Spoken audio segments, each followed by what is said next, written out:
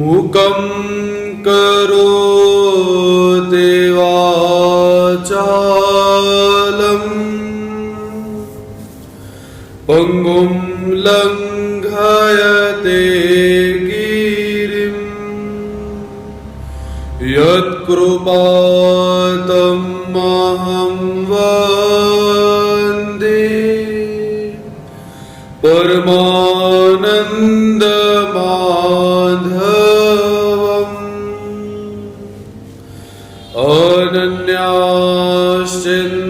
अनन्याश्चिन्तयन्तो मां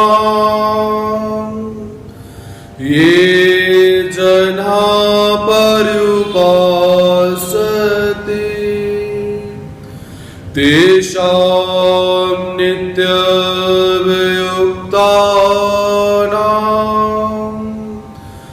योगक्षेमं वहाम्यहम्।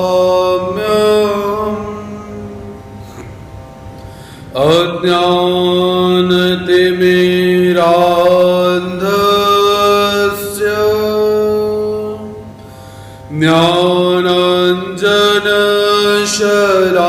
ज्ञानाञ्जनशलाकया चक्षुरुन्मीलितं येन तस्मै श्री गुरुवे नमः।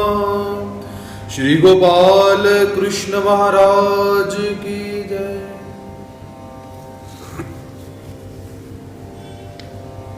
सच्चिदानंद घन स्वरूप परमेश्वर अवतार अनंत सूर्यों के समान जिनकी दिव्यांग कांति है, अपने भक्तों पर अहेतुक ही अपनी कृपा का वर्षाव करने वाले, प्रेम का वर्षाव करने वाले, ज्ञान का वर्षाव करने वाले पीतांबरधारी भगवान श्री कृष्ण महाराज जी के चरणारविंदों में प्रणिपात करते हैं।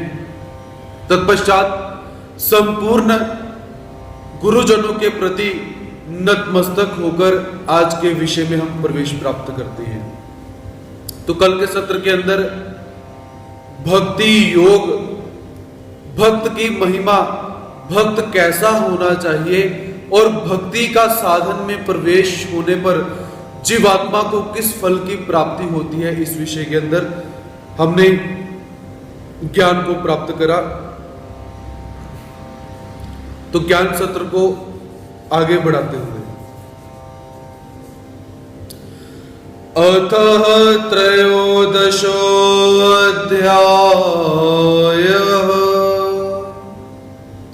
अब श्रीमद् भगवत गीता के 13वें अध्याय का शुभारंभ किया जाता है। अवतरणिका देखेंगे। भगवान श्री कृष्ण महाराज जी ने 12वें अध्याय के अंदर भक्ति का महात्म्य बतलाया, प्रेम का महात्म्य बतलाया। परमात्मा को प्राप्त करने के लिए 2 मार्ग हमें प्राप्त होते हैं, एक भक्ति मार्ग और एक ज्ञान मार्ग।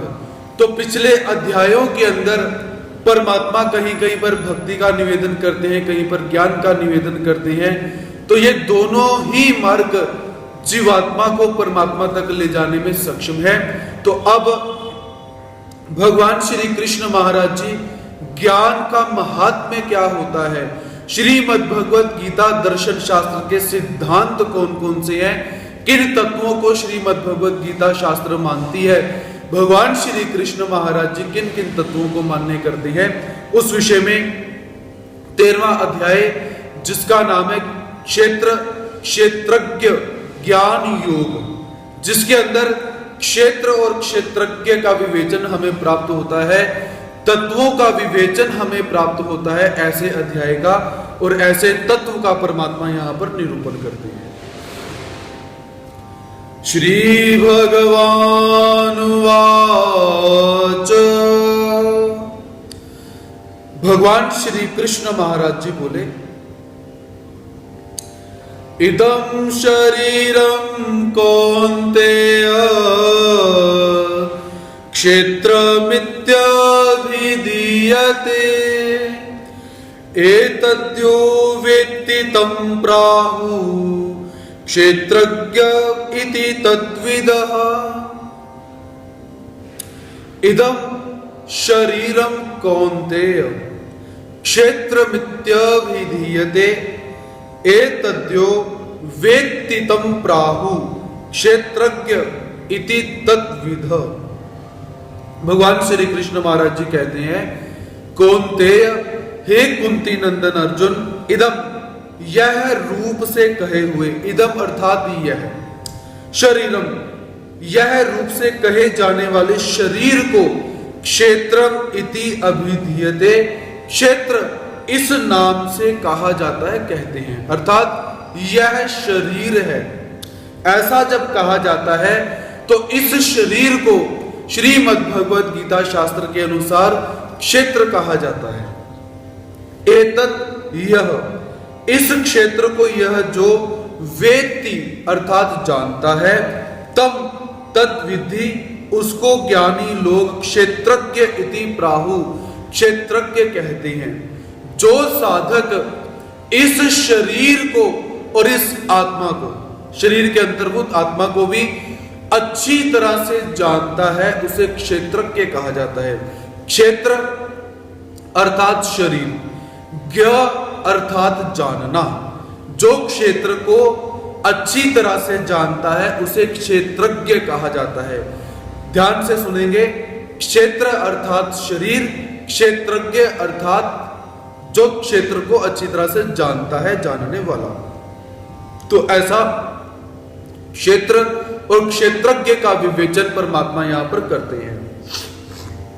जैसे व्यवहार के अंदर हम बोलते हैं कि यह पशु है, यह पक्षी है, यह जलचर है, यह नभचर है, यह शरीर है। जब हम किसी चेतन पदार्थ के साथ यह शब्द लगा देते हैं तो इसका मतलब यह है, मतलब यह क्षेत्र यहां पर हम बोल सकते हैं। तो यहां पर क्षेत्र को शरीर कहा गया हुआ है, जिस शरीर के अंदर, जिस घट के अंदर ये प्राण बसे हुए हैं, ऐसे। तो ये शरीर भी बहुत सारे प्रकार के हमें प्राप्त होते हैं। उपनिषदों के अंदर इन शरीरों को बहुत सारे नाम दिए गए हुए हैं। तो सबसे पहले जो शरीर अन्न से उत्पन्न होता है, अन्न खाएंगे, अन्न खाने से शरीर की उत्पत्ति होती है, या ऐसा हम बोलें कि अन्न खाने से उन घटकों की वृद्धि होती है जिन घटकों से यह शरीर निर्माण होता है। तात्पर्यार्थ, पुरुष के अंदर वीर्य और स्त्री के अंदर रज की जो उत्पत्ति होती है वह अन्न से होती है, और इस शरीर की उत्पत्ति, पालन पोषण एवं वृद्धि यह भी अन्न से होती है। तो इस शरीर को अन्नमय कोश कहा जाता है। ध्यान से श्रवण करेंगे, यहां पर उपनिषदों के तत्वों का यहां पर विवेचन चल रहा है। तो आप जब बोलोगे गुरुजी ये तो ब्रह्म विद्या शास्त्र में आया ही नहीं है, यह तो हमने निर्णय में कभी पढ़ा ही नहीं है, इसलिए ध्यान से श्रवण करेंगे। बातें सारी वही है, केवल उनको हम तात्विक दृष्टि से व्याख्यान कर रही हैं और आप तात्विक दृष्टि से सुनोगे। तो ऐसे शरीर को जिसमें अन्न की प्रधानता रहती है, उस शरीर को, उस क्षेत्र को अन्नमय कोश कहा जाता है। ऐसा हम यहां पर देख सकते हैं। उसके पश्चात ये जो अन्नमय कोश है इसे हम स्थूल शरीर बोल सकते हैं। हमने अध्ययन करा था, शरीर सूक्ष्म शरीर होता है, स्थूल शरीर होता है, कारण शरीर होता है। तो अन्नमय कोश अर्थात स्थूल शरीर। उसके पश्चात 5 ज्ञान इंद्रियां, 5 कर्म इंद्रियां, और 5 प्रकार की जो वायु है, पंच प्राण जिसे हम कहते हैं, मन बुद्धि, ये जो 17 प्रकार यहाँ पर हैं, 5 ज्ञान इंद्रियां, 5 कर्म इंद्रियां, 5 वायु, मन और बुद्धि, ये 17 प्रकार के जो तत्व होते हैं, इन्हें सूक्ष्म शरीर कहा जाता है। और इसी सूक्ष्म शरीर के अंदर जब प्राण की महत्वता का वर्णन करते हैं, पंच प्राणों का व्याख्यान किया जाता है, प्राण, अपान, व्यान, समान, उदान, क्रुकली, देवदत्त, धनंजय, नाग, कुर्म, 5 प्रकार की वायु और 5 प्रकार की उपवायु का जब हम वर्णन करते हैं तो यही शरीर प्राणमय कोश बन जाता है। अर्थात हम शरीर को कैसे व्याख्यान कर रहे हैं, जब अन्न की प्रधानता रखकर इस क्षेत्र का वर्णन किया जाएगा, शरीर का वर्णन किया जाएगा, तो यह शरीर क्षेत्र क्या है, अन्नमय कोश बन जाता है। जब प्राणों को महात्म्य रखे, प्राणों को आगे रखे शरीर का वर्णन किया जाएगा तो यही शरीर प्राणमय कोश बन जाता है। उसके पश्चात जब मन की प्रधानता को आगे रख के हम इस क्षेत्र अर्थात शरीर का वर्णन करेंगे तो इसी शरीर को मनोमय कोश कहा जाता है। अर्थात मन की प्रधानता होने के कारण मनोमय कोश, और जब बुद्धि की प्रधानता को रखकर शरीर का वर्णन किया जाता है तो उसे विज्ञानमय कोश कहा जाता है। यहां पर ऐसा हम देख सकते हैं कि जब जिस वस्तु की प्रधानता को रखकर इस क्षेत्र का वर्णन किया जाता है तो उसे वैसा ही नाम प्राप्त हो जाता है। अन्न का संयोग होने से अन्नमय कोश, मन का संयोग होने से मनोमय कोश, बुद्धि का संयोग होने से हम इसको विज्ञानमय कोश बोल सकते हैं। तो ऐसा, और जो ये जो सूक्ष्म शरीर का वर्णन किया गया था तो उस सूक्ष्म शरीर के अंदर हमने जब प्राणों का वर्णन करा तो उसमें प्राणमय कोश हमने बोल दिया। तो ऐसे इस क्षेत्र को, इस शरीर को अन्नमय कोश, प्राणमय कोश, विज्ञानमय कोश इत्यादि नामों से, मनोमय कोश इत्यादि नामों से हम यहां पर बोल सकते हैं। इसके पश्चात जो कारण शरीर बचता है उसके अंदर अज्ञानता की प्रधानता रहने के कारण उसे कारण शरीर कहा जा सकता है। तो परमात्मा इस शरीर को क्षेत्र क्यों कहते हैं, परमात्मा ने इसे क्षेत्र क्यों कहा, क्योंकि क्षेत्र कैसा है, क्षेत्र अर्थात जमीन, जमीन जैसे जैसे परिवर्तन वाली रहती है वैसे ही यह शरीर भी कैसा है, परिवर्तन वाला रहता है। इसीलिए परमात्मा इसे क्षेत्र बोलते हैं।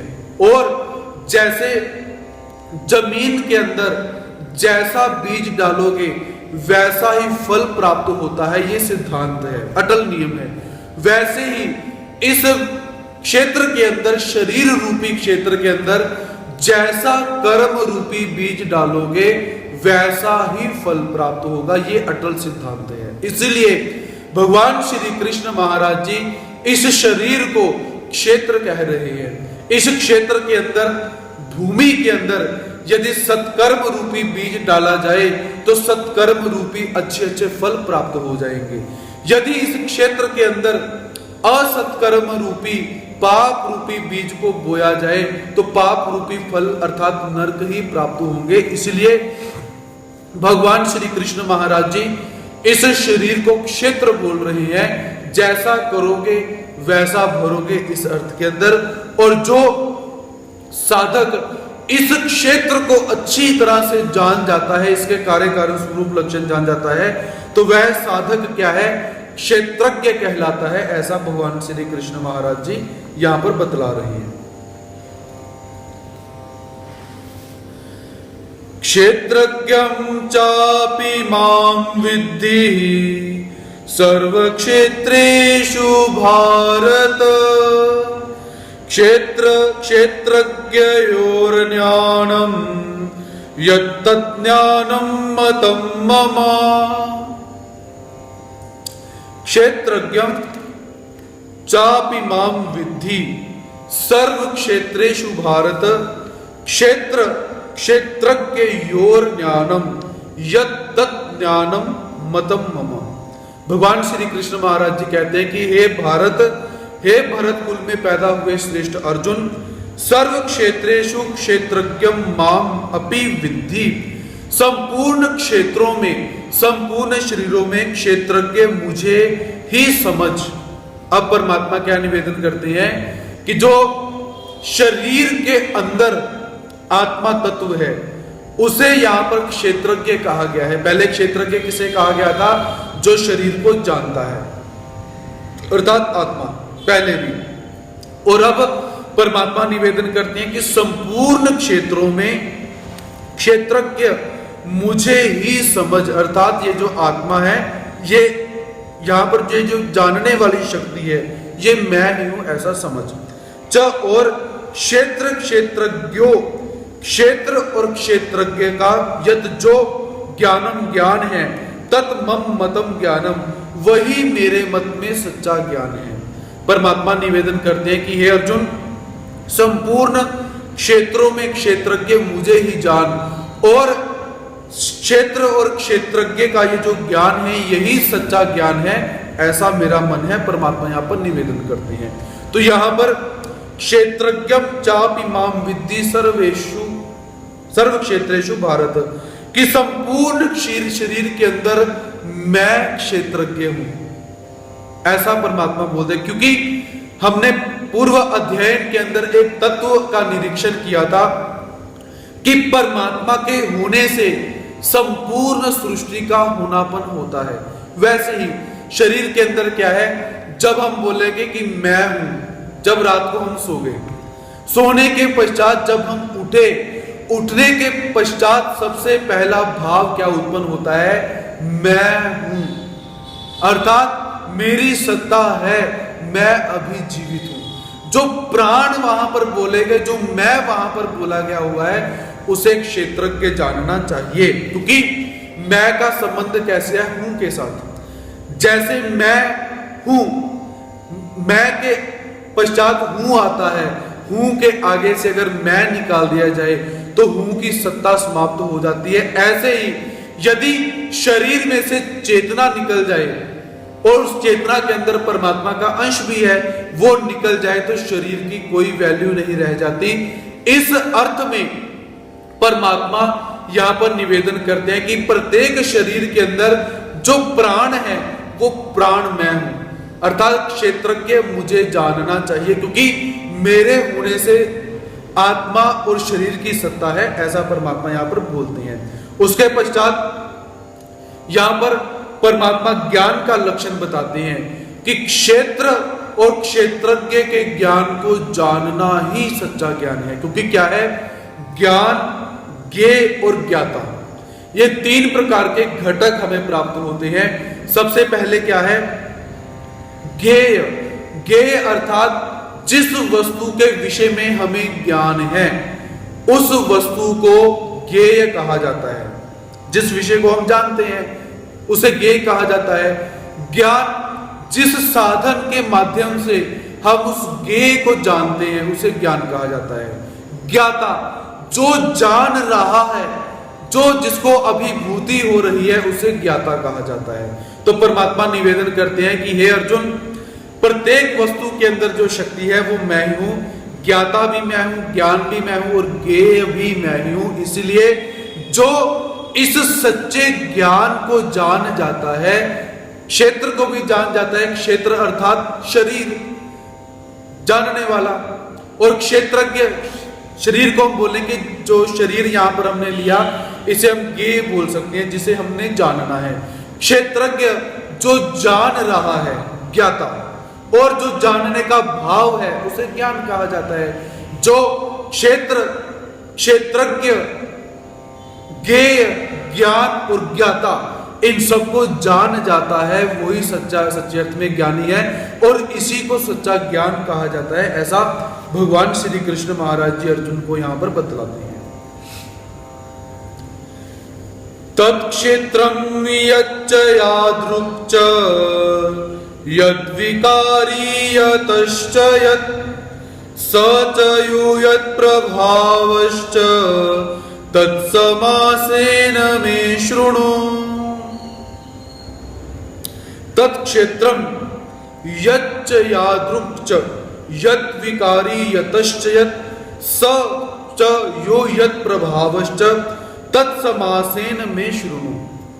भगवान श्री कृष्ण महाराज जी कहते हैं तत्क्षेत्रम यत् च, वह क्षेत्र जो है, च यादृक, वह क्षेत्र जैसा है, च यत् विकारी, जिन विकारों से युक्त है, च यत् यतः यत्, और जिससे जो पैदा हुआ है, तथा च तथा सह, वह क्षेत्रज्ञ भी, यह जो है, च और यत् प्रभाव, जिस प्रभाव वाला है, तत्समासेन में शृणु, अर्थात यह सब संक्षेप से मुझसे सुन। हे अर्जुन, वह क्षेत्र क्या है, वह क्षेत्र किस प्रकार का है, उसकी उत्पत्ति किससे हुई है, उसके कारण कौन कौन से हैं, इस प्रकार यह क्षेत्रज्ञ कैसा होता है, उसका प्रभाव कैसा होता है, ये जो प्रश्न है, इन प्रश्नों को संक्षेप से तू मेरे से जान, ऐसा भगवान श्री कृष्ण महाराज जी यहां पर निवेदन करते हैं। तात्पर्यार्थ परमात्मा अर्जुन को बतलाते हैं कि अब मैं तुझे संक्षेप के अंदर क्षेत्रज्ञ क्या होता है, इसकी उत्पत्ति कैसी हुई, इसका प्रभाव कैसा है, क्षेत्र क्या होता है, इसकी उत्पत्ति कैसी हुई, इसका प्रभाव कैसे होता है, और ये काम कैसे करता है, इन प्रश्नों का ये जो उत्तर है मैं तुझे अब यहां पे देने वाला हूं। इसलिए अब ध्यान से श्रवण करने की आवश्यकता है। परमात्मा अर्जुन को सचेत कर रहे हैं कि हे अर्जुन, अब ध्यान से सुन, क्योंकि अब क्या है, अब मैं तत्वों का निरीक्षण करने वाला हूं, तत्वों का व्याख्यान करने वाला हूं, तत्वों को बतलाने वाला हूं। इसीलिए ध्यान की बहुत आवश्यकता है। ध्यान से होकर श्रवण कर। वह क्षेत्र जो है और जैसा है, जिन विकारों वाला है, जिनसे पैदा हुआ है, और क्षेत्रज्ञ भी जिस प्रभाव से युक्त होकर कार्य करता है, वह सब संक्षेप से मैं तुझे बतलाने वाला हूं। ध्यान से श्रवण करना, ऐसा परमात्मा यहां पर बतला रहे हैं।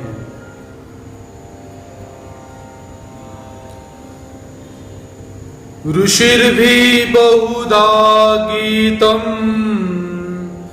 छंदोभिर्विविधै पृथक् ब्रह्मसूत्र पदैश्चैव हेतुमद्भिर्विनिश्चितै। ऋषिर्भिर् बहुधा गीतम छंदोभिः विविधै पृथक् ब्रह्मसूत्र पदैश्चैव हेतु मद्भिर्विनिश्चितै। भगवान श्री कृष्ण महाराज जी अर्जुन से कहते हैं, हे अर्जुन, ऋषि भी बहुधा गीतम, ऋषियों के द्वारा बहुत विस्तार से कहा गया हुआ है। यह जो क्षेत्र और क्षेत्रज्ञ का ज्ञान है, यह बहुत सारे ऋषियों के द्वारा बहुत विस्तार से बोला गया हुआ है। तथा छंदों भी, वेदों की ऋचाओं के द्वारा भी विविधै पृथक, बहुत प्रकार से विभाग पूर्वक विस्तार से बताया हुआ है, कहा गया है। और हेतु मद्भि, युक्ति युक्त एवं विनिश्चित, निश्चित किए हुए ब्रह्म सूत्र पदई, ब्रह्म सूत्रों के अंदर, ब्रह्म सूत्र के पदों के अंदर भी यह बहुत प्रकार से कहा गया हुआ है। हे अर्जुन, जिस क्षेत्र और क्षेत्रज्ञ का ज्ञान मैं तुझे बतलाने जा रहा हूं, तो मेरे से पहले यह ज्ञान, इसका विस्तार किसने नहीं किया, ऐसा नहीं है। इसका बहुत सारा विस्तार हमें प्राप्त होता है। बहुत सारे ऋषियों ने इसका क्षेत्र और क्षेत्रज्ञ का बहुत विस्तार अपने अपने ग्रंथों में बताया हुआ है। वेदों की ऋचाओं के अंदर विभाग स्वरूप, विस्तार स्वरूप इसका बहुत सारा विश्लेषण हमें प्राप्त होता है। और वो कैसे है, युक्ति युक्त निश्चित करके बताया हुआ है। लेकिन वो ज्ञान कैसा है, साकाम ज्ञान, वो त्रिगुणात्मक ज्ञान है, वो मुक्त करने वाला ज्ञान नहीं है। अब मैं तुझे उसी क्षेत्र और क्षेत्रज्ञ के ज्ञान को यहां पर बतलाऊंगा, जो ज्ञान कैसा है, निर्गुण ज्ञान होगा। और जिस निर्गुण ज्ञान को जानकर तू सारे के सारे कर्म बंधनों से मुक्त हो जाएगा, ऐसा भगवान जी यहां पर बतलाते हैं। यहां पर भगवान श्री कृष्ण महाराज जी ने जितने भी ब्रह्म सूत्र हैं, वेद इत्यादि हैं, वेदों की ऋचाएं हैं, जो अन्य ऋषि जन हैं, उनके द्वारा बतलाए हुए ज्ञान का यहाँ पर खंडन किया। परमात्मा यहाँ पर क्या बतलाना चाहते हैं कि संपूर्ण ज्ञान श्रीमद् भगवत गीता के अंदर है, उस ज्ञान का अध्ययन करो। उसके पश्चात यदि आपको लगता है कि और विस्तार पूर्वक मुझे ज्ञान को सुनना चाहिए, तो बाद में आप इधर उधर के जो शास्त्र हैं उसका अध्ययन कर सकते हो, लेकिन मुक्त करने वाला शास्त्र श्रीमद् भगवत गीता एवं ब्रह्म विद्या शास्त्र ही है। और बाकी के ग्रंथ कैसे हैं, आपके ज्ञान में वृद्धि करवा सकते हैं लेकिन आपका उद्धार नहीं कर सकते। ऐसा भगवान श्री कृष्ण महाराज जी यहां पर अर्जुन को बतलाते हैं।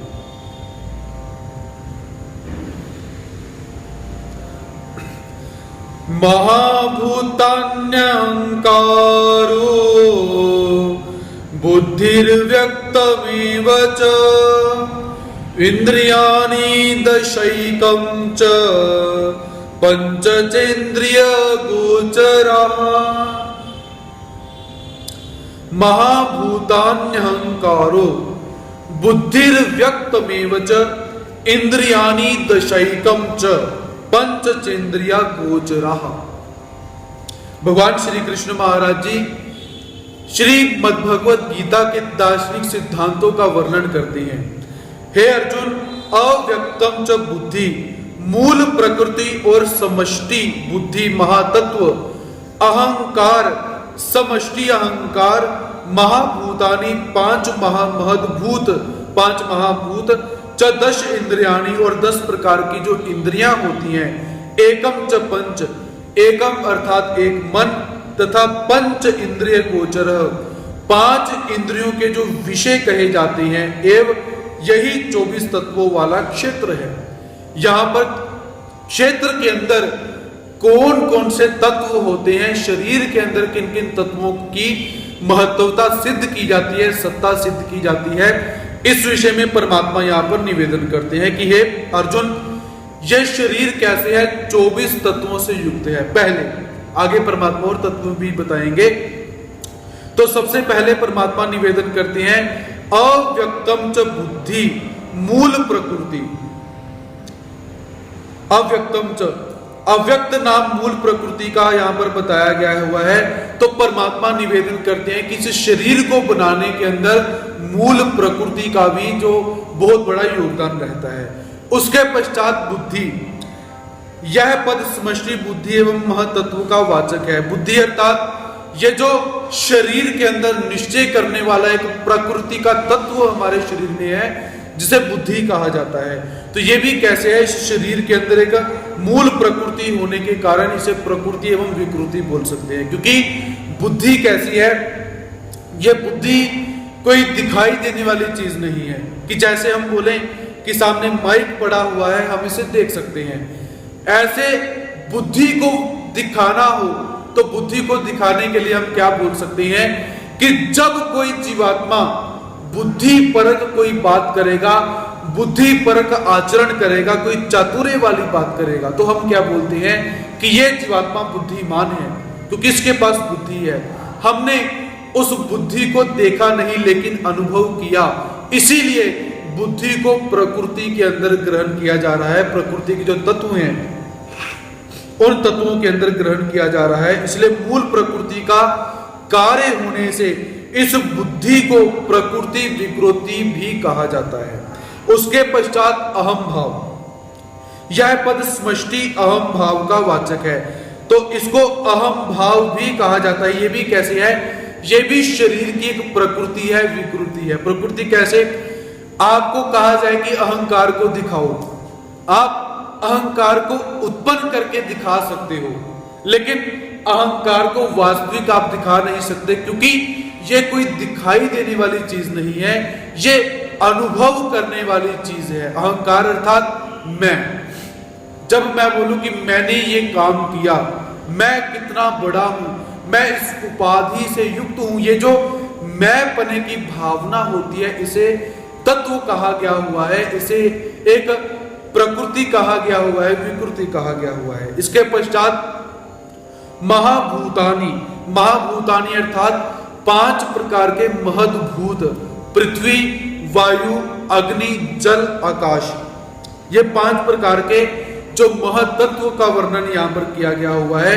ये भी शरीर को निर्माण करने में सहायभूत होते हैं। इसके पश्चात 10 इंद्रियाणी, 5 प्रकार की कर्म इंद्रियां और 5 प्रकार की ज्ञान इंद्रियां, ये भी शरीर के अंदर कैसी हैं, शरीर को निर्माण करने में, क्षेत्र को निर्माण करने में ये सहायभूत रहती हैं। इंद्रियाणी 10 प्रकार की ये इंद्रियां, और 10 प्रकार की इंद्रियां होने के साथ साथ 10 प्रकार के विषय भी हम इनसे ग्रहण कर सकते हैं। और इसके साथ एकम च, एक मन भी क्या है, इसे भी कोई डॉक्टर बोले कि मैं शरीर को खोल के मन तुम्हें निकाल के दिखा सकता हूं, दिल निकाल के दिखाया जा सकता है, लेकिन मन और चित्त को निकालकर नहीं दिखाया जा सकता, क्योंकि मन और चित्त ये भी एक भावनात्मक बातें हैं। एक प्रकृति, एक विकृति नामक ये तत्व हमारे शरीर के अंदर है, दिखाई नहीं देते, इंस्ट्रूमेंट हैं बीच में शरीर के अंदर, पर ये आपको दृश्य जगत में दिखाई नहीं दे सकते। इसे महसूस किया जा सकता है, अनुभव किया जा सकता है ऐसे। और इसके साथ पंचचेंद्रिय गोचर, अर्थात शब्द, स्पर्श, रूप, रस एवं गंध, 5 इंद्रियों के 5 विषय यहाँ पर कहे गए हैं। तो ऐसे यहाँ पर 24 तत्वों का व्याख्यान किया गया हुआ है। यदि विषयों को, 5 विषयों को 5 ही ग्रहण करें तो भी चलता है, क्योंकि कर्म इंद्रियों के जो विषय हैं वो भी शब्द, स्पर्श, रूप, रस, गंध के अंदर ही आ जाते हैं। तो इन सब का निष्कर्ष यह निकलता है कि 5 महद्भूत, एक अहंकार और एक बुद्धि, ये 7 प्रकृति, विकृति इत्यादि के अंदर हम ग्रहण कर सकते हैं। इंद्रियां, कर्म इंद्रियां और ज्ञान इंद्रियों को ग्रहण करके ये जो क्षेत्र है, ये क्षेत्र बना हुआ है, ऐसे परमात्मा यहां पर निवेदन करते हैं।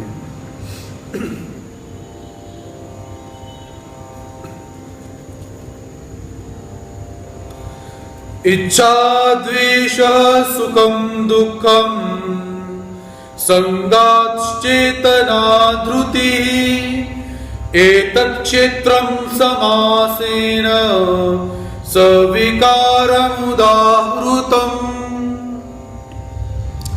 इच्छा, द्वेष, सुखम दुखम, संगाच्चेतना धृति, एतत् क्षेत्रं समासेन सविकारम् उदाहृतम्। भगवान श्री कृष्ण महाराज जी और तत्वों का निरूपण करते हुए कहते हैं कि हे अर्जुन, इच्छा, द्वेष, सुख, दुख, संघात, चेतना अर्थात प्राण शक्ति, धृति, सविकारम, इन विकारों सहित एतत् क्षेत्रम समासेन उदाहृतम, यह क्षेत्र संक्षेप से कहा गया हुआ है। इन तत्वों के साथ साथ इस क्षेत्र के अंदर और भी तत्व पाए जाते हैं। वो कौन से हैं? इच्छा, द्वेष, सुख, दुख, संघात, चेतना, धृति, और इन सबको विकार कहा गया हुआ है। इन विकारों के सहित यह जो क्षेत्र है, यह संक्षेप से यहाँ पर कहा गया हुआ है। ऐसे भगवान श्री कृष्ण महाराज यहाँ पर निवेदन करते हैं। तो यहाँ पर थोड़ा सा और श्रीमद् ब्रह्म विद्या शास्त्र के अनुसार यहाँ पर थोड़ा सा घटक देखते हैं। तो भगवान श्री चक्रधर स्वामी जी एवं भगवान श्री कृष्ण महाराज जी इन सभी तत्वों को मिलाकर 33 तत्वों का यहाँ पर व्याख्यान करते हैं। अर्थात ये जो शरीर है, यह शरीर 33 तत्वों से मिलकर बना हुआ है। पहले महद्भूत पृथ्वी, वायु, जल, अग्नि, आकाश। उसके पश्चात यहां पर हम सामर्थ्य देख सकते हैं, अहंकार की भावना, बुद्धि की भावना देख सकते हैं। अव्यक्त पंच महद्भूत दिखाई देते हैं। और इसके पश्चात 5 कर्म इंद्रियां, 5 ज्ञान इंद्रियां, मन, बुद्धि, चित्त, अहंकार, इच्छा, द्वेष, संघात अर्थात जो पिंडस्थाएं होती हैं, चेतना अर्थात ये जो संलग्न कहा गया हुआ है। इन सब तत्वों को मिलाकर एक घड़ावनी की गई हुई है। वास्तव में परमात्मा यहाँ पर क्या कहना चाहते हैं? परमात्मा ने यहाँ पर एक एक शब्द के अंदर एक एक शब्द का वर्णन कर दिया हुआ है। अब घड़ावनी करके हम इनको 24 बोले या 36 बोले, ये हमारे ऊपर रहता है। ऐसा अपनी बुद्धि कुशलता है। तो परमात्मा जिन जिन शब्दों का यहाँ पर वर्णन करते हैं, हम उन्हीं शब्दों को लेकर आगे चलते हैं। तो परमात्मा निवेदन करते हैं कि हे अर्जुन, इस क्षेत्र के अंदर इच्छा नामक तत्व होता है। कैसा कि अमुक वस्तु, व्यक्ति, परिस्थिति मुझे मिलनी चाहिए, ये वस्तु मुझे मिलनी चाहिए, ये व्यक्ति मुझे मिलना चाहिए, ये धन संपत्ति मुझे मिलनी चाहिए। इस भाव को इच्छा कहा जाता है और ये इच्छा का भाव इस क्षेत्र के अंदर रहता है। क्षेत्र अर्थात शरीर, इस शरीर के अंदर इच्छा का भाव रहता है और इसी इच्छा के भाव को विकार कहा जाता है। आगे जितने भी शब्द चलेंगे इन सबको विकार ही कहा गया हुआ है, क्योंकि विकार अर्थात शरीर के अंदर खलबली पैदा होना। आप लोगों ने देखा होगा, जब हमें किसी वस्तु को प्राप्त करने की इच्छा हो जाती है तो हमारा मन नहीं लगता जब तक वो वस्तु ना मिल जाए। अंदर से खलबली पैदा हो चुकी है, उसे विकार कहा गया हुआ है। तो इच्छा भी शरीर के अंदर रहने वाला एक विकार है। उसके पश्चात द्वेष, द्वेष अर्थात कामना और अभिमान में बाधा लाने वाले को क्रोध पैदा हो जाता है और अंतःकरण में जो क्रोध का सूक्ष्म रूप रहता है उसे द्वेष कहा जाता है। अर्थात कामना और अभिमान के अंदर किसी ने बाधा डाल दी। हमारी कोई कामना है किसी वस्तु को प्राप्त करने की, किसी ने बीच में आकर रोक दिया, किसी ने हमारे अभिमान को ठेस पहुंचा दी, तो क्या हुआ, हमें क्रोध पैदा हो जाता है। और क्रोध पैदा होने के बाद सूक्ष्म रूप में एक भाव पैदा होता है कि इस व्यक्ति का मैंने बुरा करना है, उसे द्वेष कहा जाता है। यह भाव भी इस क्षेत्र के अंदर निवास करता है। तत्पश्चात सुख, सुख अर्थात कोई अनुकूल वस्तु हमें प्राप्त हो गई, मनचाहा सज्जन हमें प्राप्त हो गया, उससे भेंट काल हो गई, अनुकूल परिस्थितियां हमें प्राप्त हो गई, अच्छा खाना पीना हमें प्राप्त हो गया। तो ऐसी अनुकूल परिस्थितियां आने के पश्चात हमारे मन में जो शांत का भाव पैदा होता है उसे सुख कहा जाता है। तो यह सुख भी क्या है, इस क्षेत्र के अंदर निवास करने वाला एक विकार। क्योंकि सुख पैदा होगा, अंदर से खलबली मचेगी और हम उछलना शुरू कर देंगे कि सुख मिल गया, हमने नई गाड़ी ले ली, हमने नया बंगला बना लिया, ऐसा हो गया, वैसा हो गया। ये भी क्या है, एक विकार, अंदर से विकृति पैदा कर रहा है। आप खुश तो हो गए लेकिन अंदर से विकृति पैदा किया। जो काम इच्छा ने किया था, जो काम द्वेष ने किया था, वही काम सुख भी कर रहा है। विकृति अर्थात हलचल पैदा करने का काम। मात्र कोई हलचल राजसी होगी, कोई हलचल तामसी हो सकती है द्वेष, और कोई हलचल सात्विक होगी। इतना इसके अंदर हम फर्क डाल सकते हैं। इसके पश्चात दुख, प्रतिकूल परिस्थितियां प्राप्त हुई, सज्जन का वियोग हो गया, अच्छी वस्तुओं का वियोग हो चुका हुआ है, अच्छा भोजन नहीं मिला, अच्छे वस्त्र नहीं मिले, अनुकूल परिस्थितियां चली गई, प्रतिकूल परिस्थितियां आ गई। ऐसी स्थिति के अंदर हमारे मन में जो भाव पैदा हुआ, सुख के विपरीत भाव जो पैदा हुआ, उसे दुख कहा जाता है। तो दुख पैदा होने के बाद भी क्या है, हलचल पैदा हो जाएगी। जो काम सुख ने किया था वही काम दुख भी करता है। सुख सात्विक हलचल पैदा करेगा, दुख तामसी राजसी हलचल पैदा करेगा। तो सुख भी क्या है, इस क्षेत्र के अंदर पैदा होने वाला एक भाव कहलाया जाता है। संघात, तो संघात, यहां पर संघात शब्द का शुद्ध अर्थ क्या है, जोड़ना। जिस क्षेत्र के अंदर ये 24 प्रकार के तत्व मिले हुए हैं उसे संघात कहा जाता है।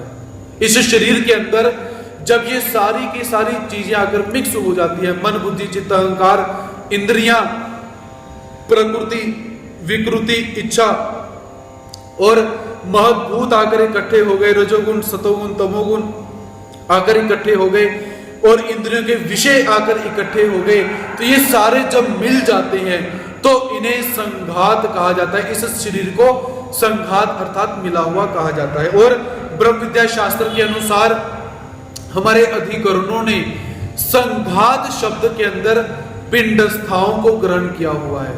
पिंडस्थाएं अर्थात जैसे सृष्टि का व्यापार चलाने के लिए देवताएं मूर्तिधारी होकर प्रकट होती हैं, जिन्हें ब्रह्मंडस्थाएं कहा जाता है ब्रह्म विद्या शास्त्र के हिसाब से। वैसे ही हमारे इस शरीर के अंदर प्रत्येक अवयव के अंदर देवताओं के अंश यहाँ पर हैं। पांव से लेकर घुटने तक, घुटने से लेकर पिंडलियां तक, पिंडलियों से लेकर आगे घुटने तक, गोटे तक, गोटे से लेकर पट तक, शरीर, हृदय, यहाँ पर देवताओं की पिंडस्थाएं रहती हैं, देवताओं का अंश रहता है। तो यहाँ पर संघात रूप में ब्रह्म विद्या शास्त्र में पिंडस्थाएं ग्रहण की गई है। चेतना, चेतना शब्द है प्राण का। शरीर के अंदर ये जो प्राण वायु चलती है, जो आत्मा है, इसे चेतना कहा जाता है। और ब्रह्म विद्या शास्त्र के अनुसार चेतना शब्द के अंदर संलग्न ग्रहण किया गया है। संलग्न अर्थात हमारे शरीर के साथ, हमारी आत्मा के साथ एक और आत्मा लगी हुई है, उसे हम माया का अंश बोल सकते हैं। वो माया का अंश क्या करता है?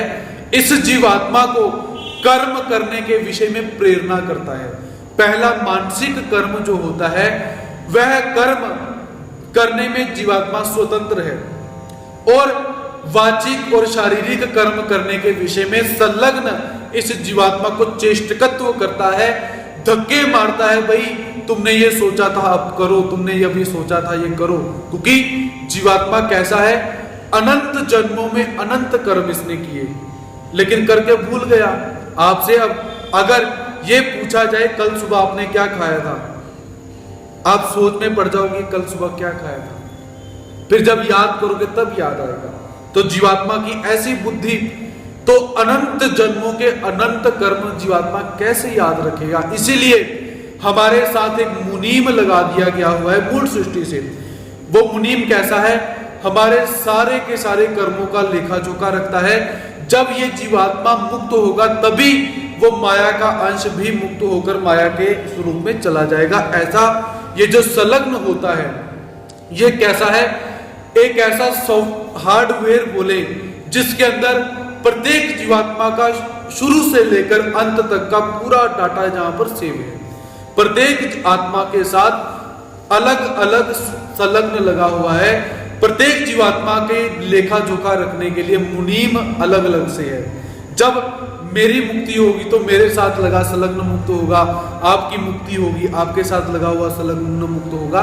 ऐसा ये संलग्न भी हम सबके साथ लगा हुआ है। तो चेतना के अंतर्भूत इस संलग्न को भी ग्रहण किया जा सकता है, लेकिन मुख्य अर्थ के अंदर चेतना अर्थात प्राण शक्ति। उसके पश्चात ध्रुति, ध्रुति अर्थात धारणा शक्ति, जिसको हम एक शक्ति ऐसी बोलते हैं कि थोड़ा सा सुना, लेकिन सुनने के साथ ही हमने उसको अच्छी तरह से ग्रहण कर लिया, उसे कहा जाता है ध्रुति। ध्रुति अर्थात याद करने की शक्ति। ये भी इस क्षेत्र के अंदर निवास करती है, और ये भी कैसी है? विकारात्मक शक्ति है। ऐसा भगवान श्री कृष्ण महाराज जी निवेदन करते हैं कि ये अर्जुन, ये क्षेत्र जो है इन विकारों से युक्त होता है। 24 तत्व हम कहें या 36 तत्व हम कहें, इन तत्वों से मिलकर ये क्षेत्र बना हुआ है। ऐसा भगवान श्री कृष्ण महाराज जी इस क्षेत्र के विषय में, इस शरीर के विषय में यहाँ पर बतलाते हैं। तो परमात्मा ने ये शरीर कैसे निर्माण होता है, इस शरीर को निर्माण होने में कैसे कौन कौन से घटक लगते हैं, उन घटकों का यहाँ पर परमात्मा ने वर्णन किया हुआ है। अमानित्वम् अदम्भित्वम् अहिंसा क्षान्तिरार्जवम् आचार्योपासनं शौचम् स्थैर्यमात्मविनिग्रह।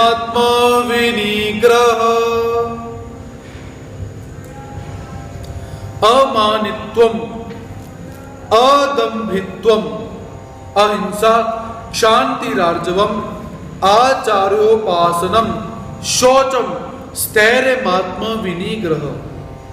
भगवान श्री कृष्ण महाराज जी गुणों का वर्णन करते हुए कहते हैं कि हे अर्जुन, अमानित्वम, अपने आप में श्रेष्ठता का भाव न होना, क्षेत्रज्ञ को जानना कैसे है, क्षेत्रज्ञ को रहना कैसे चाहिए, होता कैसे है, इस विषय में परमात्मा ज्ञान प्रदान करते हैं। अमानित्वम, अपने में श्रेष्ठता का भाव न होना। अदम्भित्वम, दिखावापन का जो भाव है वो न होना। अहिंसा, अहिंसा, शांति, क्षमा, आर्जवम, सरलता, आचार्योपासनम, गुरु की सेवा करना। शौचम, अंदर से और बाहर से शुद्धता रखना, शुद्धि रखना। स्थैर्यम, स्थिरता और आत्म विनिग्रह, मन का वश में होना। ऐसा होना चाहिए। क्षेत्रज्ञ को कैसा होना चाहिए परमात्मा यहां पर बतलाते हैं। तो सबसे पहले क्या है? अमानित्वम, अपने में श्रेष्ठता का भाव न होना। सबसे पहले क्या है? मानीपन का भाव। मानी अर्थात मैं हूं, मैं हूं, इतना ही जब हम बोलते हैं उसे कहा जाता है मानी होना। मैं मानी हूं। तो जो व्यक्ति इस भाव को समाप्त कर देता है वो क्या हो जाता है? अमानित्वम, वो अपने आप को मानता ही नहीं कि मैं हूं। उसके पश्चात वो किस वर्ण में पैदा हुआ, किस आश्रम में पैदा हुआ, उसके पास विद्या कौन सी है, डिग्रियां कौन सी हैं, गुण उसके पास कौन से हैं, वो सुंदर है, उसके पास धन संपत्ति कितनी है, ये भी बातें उसमें गिनी जाती हैं। तो इन सब को लेकर जीवात्मा के मन के अंदर मानीपन का भाव पैदा हो जाता है, अहंकार का भाव पैदा हो जाता है कि मैं इतना बड़ा बड़ा, मैं विज्ञान को जानने वाला, इतनी बड़ी बड़ी डिग्रियां मेरे पास हैं, मैं इतना सुंदर हूं, मैं इस जाति के अंदर पैदा हुआ हूं, मेरे पिताजी ऐसा ऐसा काम करते हैं, ऐसे राज दरबारी हैं, मैं इस शहर का राजा हूं। ऐसे मान परक जो शब्द है उनसे मिथ्या हो, अलग हो जाना। परमात्मा निवेदन करते हैं कि ऐसा श्रेष्ठता का भाव होने के बावजूद भी अपने आप को श्रेष्ठ न मानना, यह बहुत बड़ी बात है। तो ऐसा होना चाहिए। उसके पश्चात अदम्भित्वम, जो दिखावा किया जाता है उस दिखावेपन से सर्वदा रहित हो जाना, ऐसा परमात्मा यहां पर बतलाते हैं कि जो दिखावा कैसे है, दंभ नाम होता है दिखावे का। तो लोग अच्छे गुण उनके अंदर नहीं है, लेकिन लोगों को अच्छे गुण दिखाना चाहते हैं, दिखावा करना चाहते हैं कि भाई देखो मेरे अंदर ऐसे ऐसे गुण हैं, मेरे अंदर ऐसे ऐसे गुण हैं। ऐसा जो दिखावा किया जाता है तो परमात्मा निवेदन करते हैं कि ऐसा दिखावा नहीं करना चाहिए। पहले तो यदि आप गुणों से भरे हुए हो तब भी शो ऑफ मत करो, दिखाओ मत, क्योंकि जब आप अच्छे होगे तो आपकी वाणी से पता चल जाएगा, आपके उठने बैठने से पता चल जाएगा, आपके वस्त्र इत्यादि धारण करने से पता चल जाएगा भी आप अच्छे हो, बतलाना नहीं पड़ेगा। लेकिन अच्छे होने के बाद भी दिखावा नहीं करना चाहिए कि मैं अच्छा हूं। कुछ लोग अच्छे होने के बाद दिखावा करते हैं और कुछ लोग कैसे हैं, अच्छे नहीं होते फिर भी अच्छा बनने का एक ढोंग करते हैं। तो परमात्मा यहां पर बोलते हैं कि ऐसा नहीं होना चाहिए। जैसे हो वैसे ही सबके सामने रहो।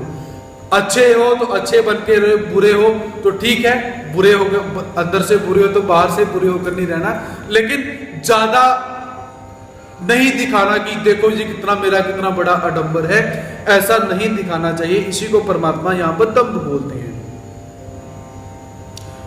उसके पश्चात परमात्मा आगे निवेदन करते हैं अहिंसा। अहिंसा अर्थात हिंसा न करना। हिंसा किसे कहा जाता है? मन, वाणी और शरीर से किसी भी भूत प्राणी को कष्टित करना, दुखी करना, उसे हिंसा कहा जाता है। जरूरी नहीं कि हिंसा करने के लिए जब गोली मारोगे आदमी मरेगा तभी हिंसा कहलाएगी, ऐसा नहीं। आपने मन से भी किसी व्यक्ति के विषय में बुरा चिंतन किया तो आपने मानसिक हिंसा कर दी। किसी व्यक्ति के विषय में गलत शब्द बोले, वाचिक हिंसा कर दी। किसी व्यक्ति के विषय में शरीर से किसी को ताड़न दिया, प्रताड़न दिया, शारीरिक हिंसा हो गई। तो ऐसे यहां पर देख सकते हैं। तो परमात्मा निवेदन करते हैं कि मन, वाणी और कर्म से हिंसा नहीं करनी चाहिए, अहिंसा का धारण करो। और ये हिंसा अहिंसा हमें 3 प्रकार से प्राप्त होती है। कि पहले हिंसा हमें 3 प्रकार से प्राप्त होती है। पहले कृत, कारित और उसके पश्चात अनुमोदित। कृत अर्थात स्वयं हिंसा करना, एक जीवात्मा कैसा होता है, स्वयं हिंसा करता है। दूसरा कारित, कारित अर्थात दूसरे से हिंसा करवाता है। तीसरा अनुमोदित, हिंसा करने के पश्चात उसका समर्थन करता है। इस प्रकार 3 प्रकार की हिंसा हमें प्राप्त होती है। तो परमात्मा निवेदन करते हैं, ना तो हिंसा करो, ना हिंसा करवाओ, और ना ही किसी हिंसा करने वाले का साथ दो। ऐसे 3 प्रकार की हिंसा से विमुख हो जाओ, अर्थात क्रुद्ध, कारित, अनुमोदित, ऐसा यहां पर करना चाहिए। तो जिन लोगों ने ब्रह्म विद्या शास्त्र का अध्ययन किया होगा वो लोग तो यहां पर श्रवण कर रहे होंगे कि आज तक ये ब्रह्म विद्या शास्त्र के अंदर हमने ये चीज सुनी ही नहीं कि हिंसा 3 प्रकार की होती है, कृत, कारित, अनुमोदित। और भगवान श्री चक्रधर स्वामी जी ने कहां पर बोल दिया, ये कौन से नए निर्णय का यहां पर व्याख्यान किया जा रहा है। लेकिन ध्यान रखिए, भगवान श्री कृष्ण महाराज जी कहते हैं, भगवान श्री चक्रधर स्वामी जी कहते हैं, हे करित्या नरक, धरित्या नरक, एक एकासी देत्या नरक। अर्थात जो शस्त्र का निर्माण करता है, जो शस्त्र को बेचता है, जो शस्त्र को धारण करता है, उन सबको नरक होते हैं। उसी बात को इस शास्त्रीय तत्व के अंदर बताया गया है, कर्ता, कारित, अनुमोदित। इसे ध्यान से आप श्रवण कर सकते हैं। तो ऐसे जो हिंसा होती है उस हिंसा से परांग मुख रहना चाहिए, उससे विमुख रहना चाहिए, ऐसा भगवान श्री कृष्ण महाराज जी यहां पर बतलाते हैं। तो हिंसा से विमुख कैसे रहें, उसके लिए परमात्मा सर्वव्यापी है। परमात्मा प्रत्येक जड़ चेतन घटकों के अंदर व्याप्त है। इस सिद्धांत को याद रखिए, आप कभी हिंसा नहीं कर पाओगे। क्योंकि जब आप किसी को गाली गलौज करने के लिए उठोगे, मन के अंदर क्रूर भाव पैदा हो चुका है, क्रोध का आवेश आ चुका है, आप किसी को मारने के लिए भी दौड़ रहे हो, आप शब्द बोलने के लिए भी आप उद्यत हुए हो। लेकिन जब आप बोलोगे कि इसके अंदर परमात्मा है, तो आप उसी समय रुक जाओगे। आप उसे कभी अब शब्द नहीं बोल सकते, क्योंकि आपको अवगत हो जाएगा, आपको ज्ञान हो जाएगा कि परमात्मा घट घट में निवास करता है, परमात्मा सर्वव्यापी है, इसमें भी परमात्मा होंगे। यदि मैंने इसे गाली दी तो परमात्मा को गाली दी जाएगी। तब आप अपने क्रोध के वशीभूत होकर भी हिंसा कभी नहीं करोगे। ऐसा ज्ञान को कैसे अप्लाई करना है ये हमें आना चाहिए, क्योंकि परमात्मा सर्वव्यापी है, परमात्मा घट घट में है, परमात्मा सबके घट में है। ये पढ़ के रट के काम नहीं चलेगा। काम कब चलेगा, जब परमात्मा सर्वव्यापी है। उसको अप्लाई कहां करना है, लगाना कहां पर है। जब ये करना आ जाएगा तो आप क्रोध से भी दूर हो जाओगे। अक्सर आप लोग पूछते हो कि गुरुजी हमें क्रोध बहुत आता है और उस गुस्से के अंदर हम अपने आप से बाहर हो जाते हैं। ये प्रश्न बहुत सारे लोगों का रहता है। एक बात आपसे मैं निवेदन करना चाहूंगा, जब भी क्रोध आए, क्रोध आने के पश्चात क्या है, सबसे पहले एकांत में चले जाओ, एकांत में चले जाओ, दूसरा हो ही ना। क्योंकि जब कोई सामने होगा तो झगड़ा हो जाएगा, यदि कोई सामने है तब भी कोई बात नहीं। वहां पर केवल एक यही मेथड अप्लाई करो कि सामने वाला व्यक्ति है, यदि मेरी इसके साथ झड़प हो चुकी है, झगड़ा हो चुका है, क्रोध आ चुका हुआ है, तो मैंने इसको यदि कुछ कहा, मन से भी इसका बुरा किया, वाणी से इसका बुरा किया, शरीर से इसका बुरा किया, तो मैं परमात्मा को ताड़ित करूंगा। तो मैं परमात्मा को दुखी नहीं करना चाहता हूं। इसीलिए परमात्मा सर्वव्यापी है, तो मन, वाणी और कर्म से कभी भी किसी की भी हिंसा नहीं करनी चाहिए, ऐसा भगवान जी यहां पर निवेदन करते हैं। शांति, शांति नाम सहनशीलता का कहा जाता है। अर्थात शांति किसे कहा जाता है कि सहनशीलता। अब एक व्यक्ति जो है, क्रोध आया, क्रोध आने के पश्चात जब अपने अंदर वो शांति का भाव रखेगा, सहनशीलता का भाव रखेगा, तो वह अपने आप ही शांत रहता है, ऐसा परमात्मा यहां पर बताते हैं। तो यहां पर क्या है, शांति को हम क्षमा भी बोल सकते हैं कि हम इतने सामर्थ्यवान हैं कि उस आदमी को दंड दे सकते हैं, उसे प्रताड़ित कर सकते हैं, लेकिन हमने अपने आप को शांत रखा। सहनशीलता के अंदर हमने बोला कि जाओ, अपने आप को शांत रखा, उसे माफ कर दिया। इसे कहा जाता है शांति का भाव, सहनशीलता का भाव। जब जीवात्मा के अंदर ये सहनशीलता का भाव पैदा हो जाता है तो उसे कभी भी क्रोध आएगा ही नहीं, क्रोध उत्पन्न होगा ही नहीं, क्योंकि उसने अपने आप को शांत रखा हुआ है। वो बोलेगा, उसने अगर मुझे गाली गलौज कर दी तो क्या हुआ, मैं तो ये शरीर हूं ही नहीं, शरीर मर जाएगा। आपने देखा हुआ होगा कि जब किसी की मृत्यु हो जाती है तो मृत्यु होने के पश्चात उसके गले में जब हार डाला जाए, वो हार 10 रुपए का हो या 1000 रुपए का हो या हार ना हो, उसे कोई फर्क नहीं पड़ता, क्योंकि शरीर है। और जो ज्ञानी पुरुष होगा, जीते जागते उसे 10 रुपए का हार डाल दो या 1000 का हार डाल दो या कोई भी हार मत डालो, स्टेज के ऊपर बिठला दो, नीचे बिठला दो, उसका अपमान कर दो, उसका मान कर दो, उसे कोई फर्क नहीं पड़ता, क्योंकि अंदर से उसे पता है कि मैं केवल ये शरीर हूं, यहां से मिला यही छोड़कर चला जाऊंगा। और इन भावों को याद रखते हुए वो अपने आप को शांत रखता है, क्रोध करता ही नहीं। किसके ऊपर क्रोध करेगा वो, क्योंकि सामने वाले के ऊपर क्रोध करके फायदा नहीं, अपने आप को क्रोधित करके फायदा नहीं, क्योंकि गुस्से में क्या है, अपना ही खून जलाना। आपसे पहले भी निवेदन किया था, जब जीवात्मा को गुस्सा आता है तो उसके शरीर के अंदर विष, खून के अंदर, एक रक्त के अंदर विष पैदा होना शुरू हो जाता है, जिस कारण से वो आदमी से आदि मानव बन जाता है, खूंखार बन जाता है।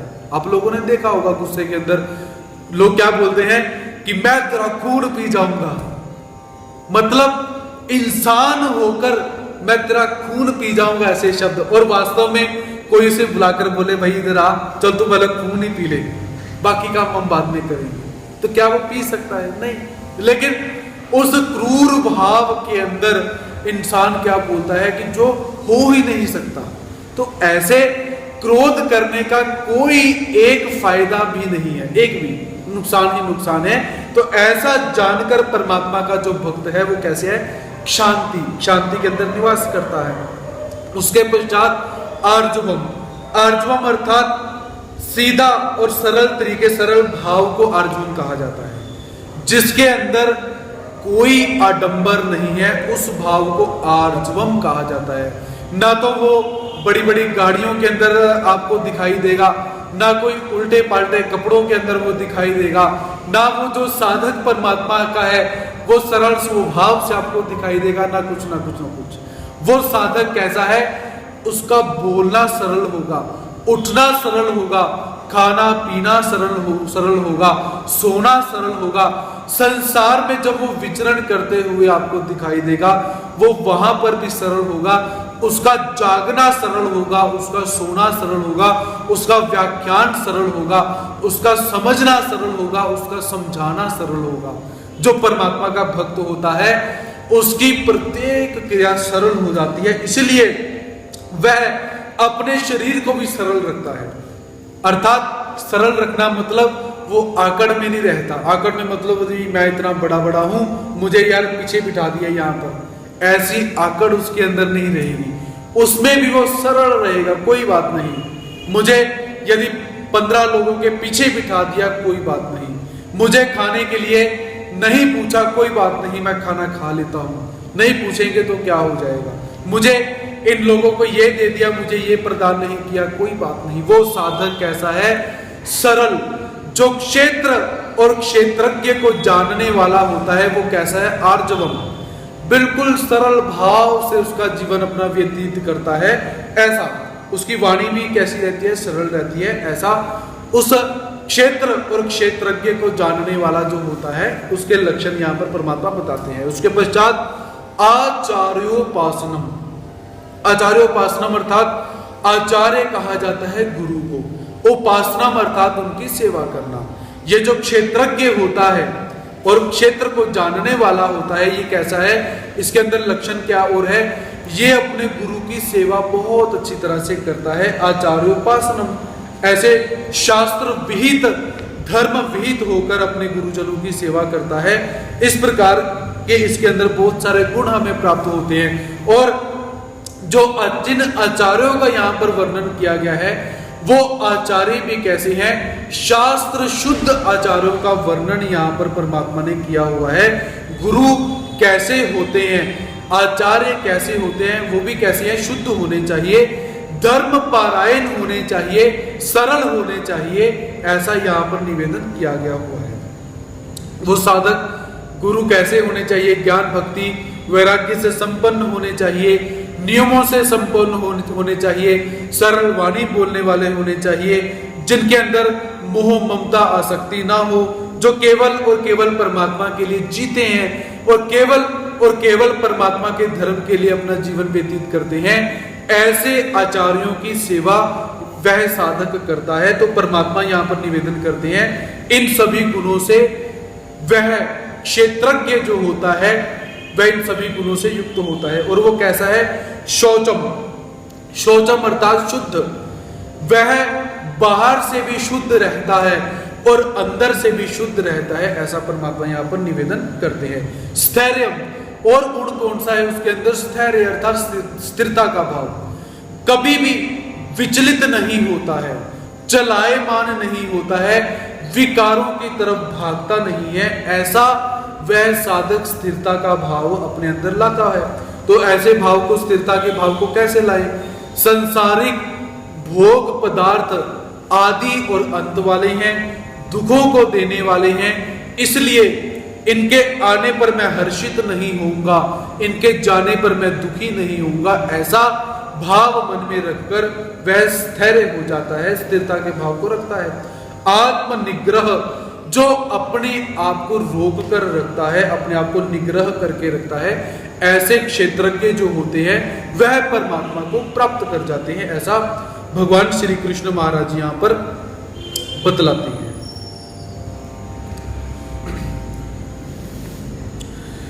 इंद्रियार्थेषु वैराग्यम अनहंकार एव च जन्म मृत्यु जरा व्याधि दुख दोषानुदर्शनम।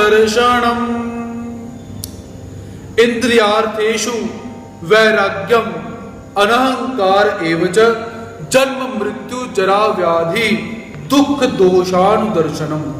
भगवान श्री कृष्ण महाराज जी कहते हैं, अर्जुन, इंद्रियार्थेषु वैराग्यम, इंद्रियों के विषयों में वैराग्य का होना, अनहंकार एव, अहंकार का भी न होना, और जन्म जरा व्याधि दुख दोषानुदर्शनम, अर्थात जन्म मृत्यु वृद्ध अवस्था और व्याधियों में दुख रूप दोषों को बार बार देखना, ये भी क्षेत्रज्ञ के लक्षण कहे गए हैं। अर्थात हे अर्जुन, जो क्षेत्रज्ञ होता है, जो विद्वान पुरुष होता है, वो कैसा है, इंद्रियार्थेषु वैराग्यम, इंद्रियों के विषयों में अपने मन को हटाकर कैसा है, वो वैराग्य को धारण कर लेता है।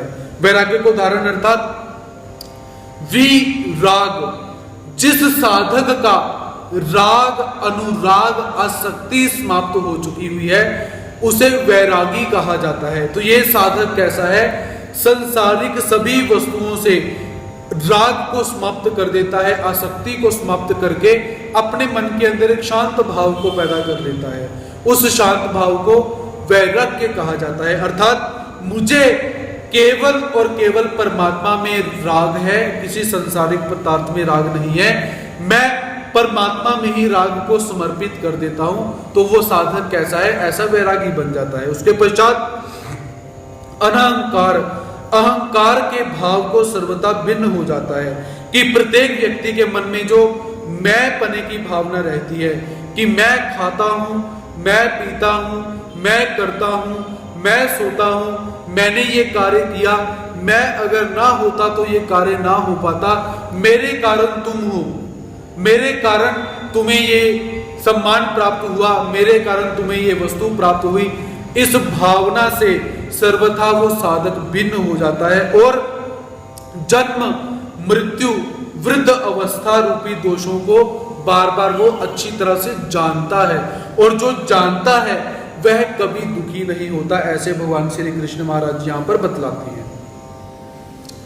तो जन्म कैसे, कि जन्म जो जीवात्मा का जन्म होता है उसमें भी दुख प्राप्त होते हैं। जीवात्मा का ये जो जन्म रहता है उस जन्म के अंदर भी इस जीवात्मा को दुख प्राप्त होते हैं, ऐसा हम देख सकते हैं। कैसे, जब जीवात्मा माता के पेट में निवास करता है तो उस पेट के अंदर उस जीवात्मा को दुख भोगने पड़ते हैं, और माता को जो प्रसव पीड़ा भोगनी पड़ती है, भूतो न भविष्यति गर्भवासम दुखम समम दुखम भूतो न भविष्यति, गर्भवास के समान जो दुख होता है न भूतकाल में मिला न भविष्य में मिलेगा, ऐसा निवेदन किया गया हुआ है।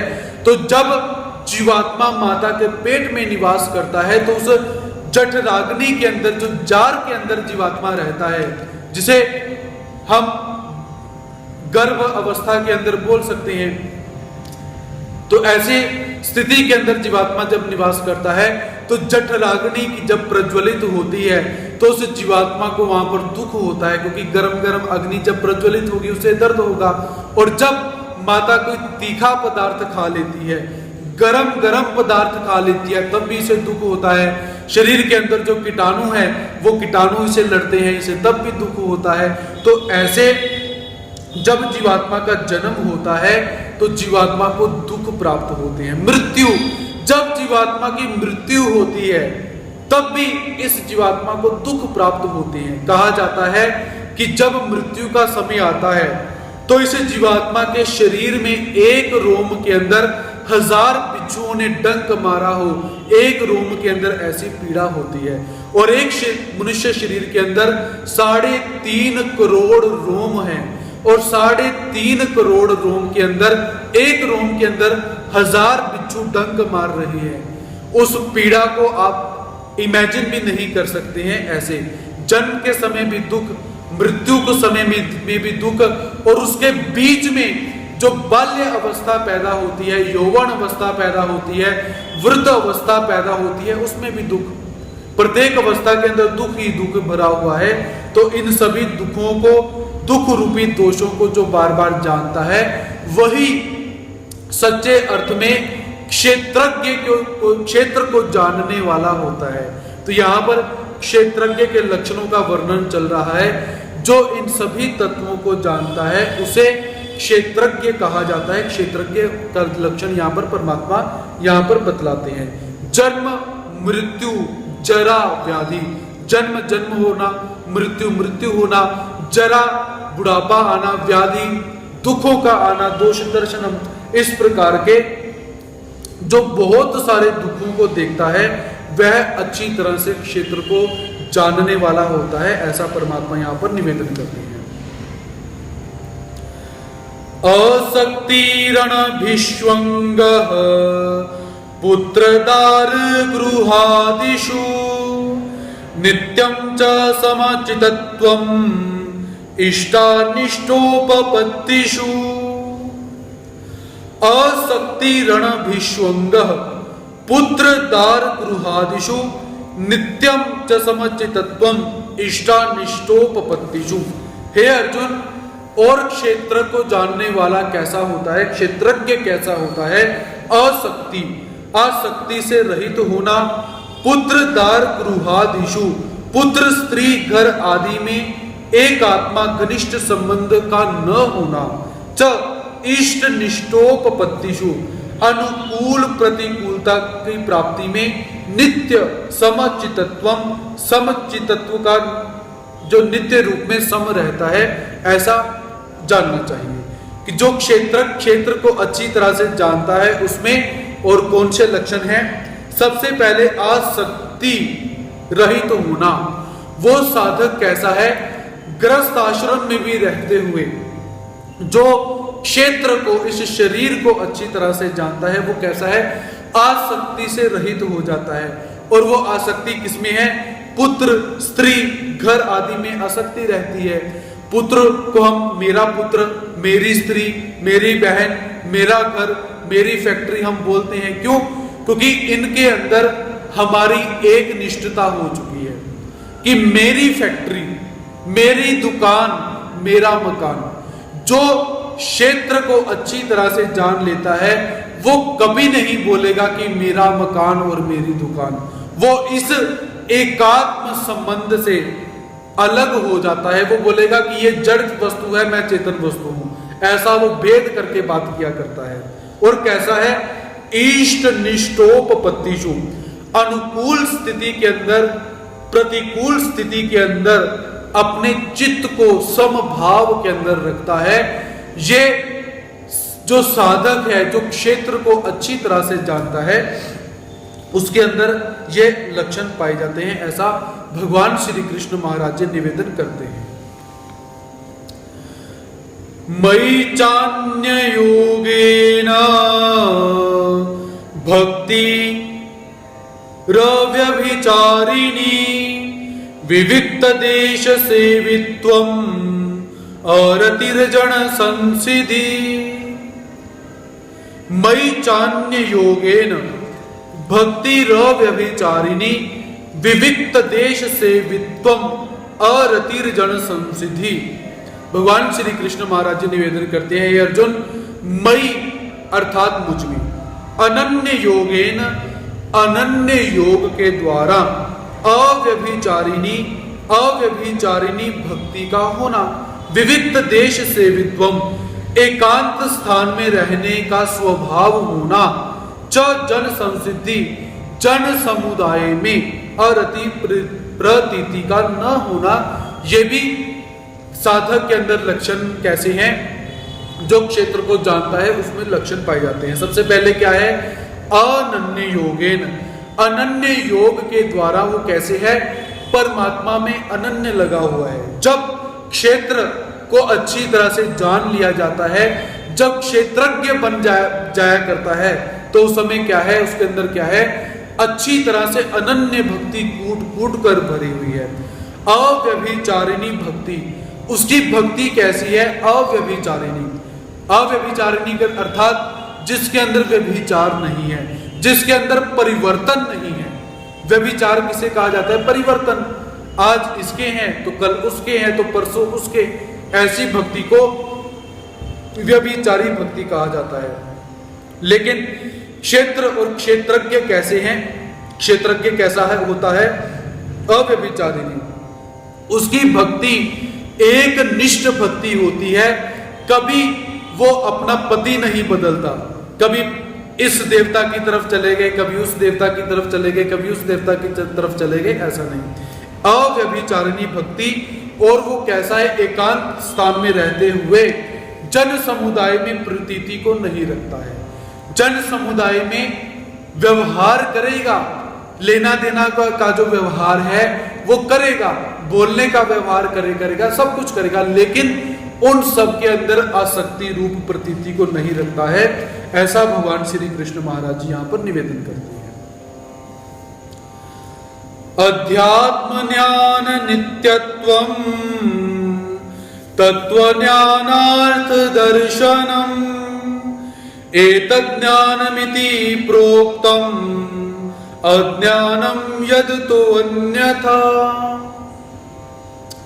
अध्यात्म ज्ञान नित्यत्वम तत्व ज्ञानार्थ दर्शनम एतत् ज्ञानमिति प्रोक्तम अज्ञानम यद तो अन्यथा। हे अर्जुन, अध्यात्म ज्ञान नित्यत्वम, अध्यात्म ज्ञान में नित्य निरंतर रहने वाला, तत्व ज्ञानार्थ दर्शनम, तत्व ज्ञान के अर्थ रूप परमात्मा को सब जगह पर देखना, एतत्, यह पूर्वोक्त 20 साधन समुदाय तो ज्ञान है। अर्थात ये जो 20 लक्षण बताए गए हैं ये कैसे हैं? इसे ज्ञान कहा जाता है। और यत अतः अन्यथा अज्ञानम इति प्रोक्तम, जो इसके विपरीत है उसे अज्ञान कहा जाता है। जिन लक्षणों को परमात्मा ने पिछले श्लोकों के अंदर बताया हुआ है, तो उसको परमात्मा क्या बोलते हैं कि अध्यात्म में नित्य निरंतर रहना, तत्व के अर्थ को परमात्मा को सब जगह पर जाना, और पूर्वोक्त जितने प्रकार के भी यहाँ पर अच्छे शब्द, अच्छा ज्ञान बतलाया गया है, उस ज्ञान के समुदाय को अध्यात्म विद्या कहा जाता है, उसे ज्ञान कहा जाता है। इसके विपरीत जो भी है उस सबको अज्ञान कहा जाता है। अर्थात जितने भी शब्दों का यहाँ पर श्रवण किया कि अहंकार अनहंकारी होना चाहिए, तो अहंकारी होना ये अज्ञान की बात हो गई है। उसके पश्चात गुरु की सेवा करनी चाहिए, ये ज्ञान हुआ। तो गुरु की सेवा नहीं की तो ये अज्ञान हो गया। उसके पश्चात सरल स्वभाव होना चाहिए, लेकिन आकड़ वाला स्वभाव रखा तो ये अज्ञान हो चुका हुआ है। उसके पश्चात हिंसा नहीं करनी चाहिए, ये ज्ञान हुआ। तो ये हिंसा नहीं करनी चाहिए, ज्ञान हुआ। हिंसा करना ये अज्ञान हो चुका हुआ है। इसके पश्चात दंभ की वृत्ति को धारण नहीं करना चाहिए, दिखावा नहीं करना चाहिए, ये ज्ञान हुआ। जो दिखावा करते हैं वो अज्ञान हो गया। ऐसे जितना परमात्मा ने हमें यहाँ पर निवेदन किया उसे ज्ञान कहा जाता है। इसके विपरीत जो तत्व रहते हैं, ऑपोजिट तत्व रहते हैं, उन सबको अज्ञान कहा गया हुआ है। ऐसा परमात्मा यहाँ पर निवेदन करते हैं। ज्ञेयं यत्तत् प्रवक्ष्यामि यज्ञात्वामृतमश्नुते अनादिमत्परं ब्रह्म न सत्तन्नासदुच्यते। ज्ञेय यत्तत् प्रवक्ष्यामि यज्ञात्वामृतमश्नुते अनादिमत्परं ब्रह्म न सत्तन्नासदुच्यते। हे अर्जुन, यत् ज्ञेयम, जो ज्ञेय अर्थात पूर्वोक्त ज्ञान से जानने योग्य है, यत् प्रवक्ष्यामि, उस परमात्मा को मैं अच्छी तरह से कहूंगा। जो परमात्मा ज्ञेय अर्थात अच्छी तरह से जानने योग्य है, उस परमात्मा को मैं अच्छी तरह से कहूंगा। यत् ज्ञात्वा अमृतम अश्नुते, जिसको जानकर मनुष्य अमृत का अनुभव करता है। जिस परमात्मा को अच्छी तरह से जानकर जीवात्मा कैसे है, अमृत का अनुभव करता है। अनादिमत, वह ज्ञान तत्व, ज्ञेय तत्व अनादि वाला है। परम ब्रह्म, और वो परम ब्रह्म है। वो ज्ञेय तत्व कैसे है, अनादि है, आदि अनादि वाला है, परम ब्रह्म है। तत् न सत उच्यते न असत, उसको ना तो सत कहा जा सकता है ना ही असत कहा जा सकता है।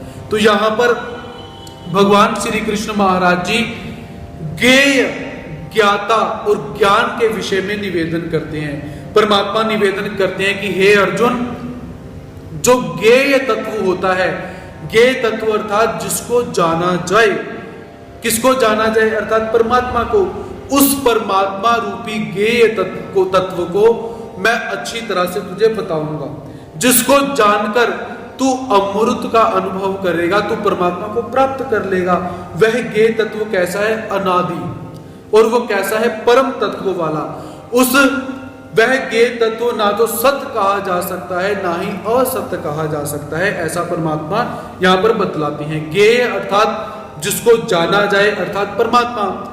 ज्ञान जिस साधन के माध्यम से जाना जाए, ज्ञेय को, उसे ज्ञान कहा जाता है। ज्ञाता जो जानता है, जो जान रहा है, उसे ज्ञाता कहा जाता है। ऐसा परमात्मा यहां पर निवेदन करते हैं। सर्वतः पाणिपादं तत्सर्वतो अक्षिशिरोमुखं सर्वतः श्रुतिमल्लोके सर्वं आवृत्य तिष्ठति। सर्वतः पाणिपादं तत्सर्वतो अक्षिशिरोमुखं सर्वतः श्रुतिमल्लोके सर्वं आवृत्य तिष्ठति। और वह ज्ञेय तत्व परमात्मा तत्व कैसे है, तत्सर्वतः पाणिपादं, वह परमात्मा सब जगह हाथों और पैरों वाला है।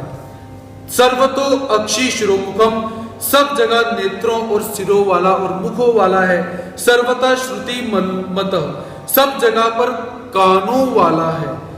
लोके, संपूर्ण संसार में, सर्वम आवृत्त तिष्ठति, सबको व्याप्त करके स्थित है। हे अर्जुन, वह जानने योग्य परमात्मा कैसे है, सर्वतः पाणिपादम, सब जगह हाथों और पैरों वाला है परमात्मा। सर्वतो अक्षी शिरो मुखम, सब जगह पर नेत्रों, सिरों और मुखों वाला है, सब जगह पर कानों वाला है और सब जगह को व्याप्त करके वो बैठा हुआ है। अर्थात कि परमात्मा को सब जगह पर यहां पर बतलाया गया है। जैसे स्याही होती है तो स्याही से हम भिन्न भिन्न प्रकार की लिपियों को लिख सकते हैं, भिन्न भिन्न प्रकार की भाषाओं को लिख सकते हैं।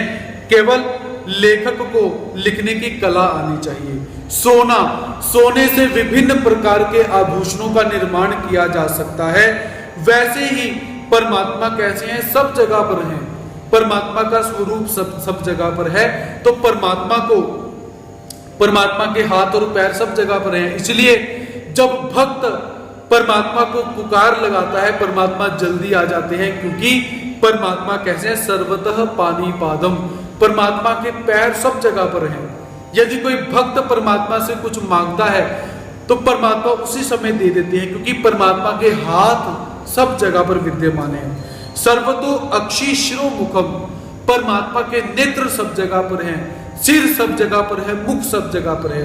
जब कोई परमात्मा को भोग लगाएगा तो परमात्मा के मंदिर में वो नहीं बैठा है, तब भी भाव से युक्त होकर परमात्मा को भोग लगाएगा, परमात्मा अवश्य स्वीकार करेंगे, क्योंकि परमात्मा के मुख कैसे है, सब जगह पर, और परमात्मा सब जगह पर, परमात्मा की आंखें सब जगह पर हैं, परमात्मा हमें देख रहे हैं। ऐसा श्रुति मत, परमात्मा के कान भी सब जगह पर हैं। जब परमात्मा से प्रार्थना की जानी है तो जरूरी नहीं कि प्रार्थना करते समय लाउड स्पीकर लगे हों, बहुत सारे लोग सुन रहे हो, तब हम बोले कि जीवोतरण व्यसनधार का परमात्मा अपना ज्ञान और प्रेम मुझे प्रदान करना। ऐसा नहीं। परमात्मा के कान कैसे हैं, श्रुति मत, सब जगह पर परमात्मा के कान हैं। सुनाने वाला चाहिए, सुनने वाला परमात्मा बैठा है। परमात्मा किसी चींटी के पांव के अंदर नुपुर भी बांध दो, झांझर बांध दो, पायल बांध दो, परमात्मा उसकी आवाज को सुनने में भी सक्षम है।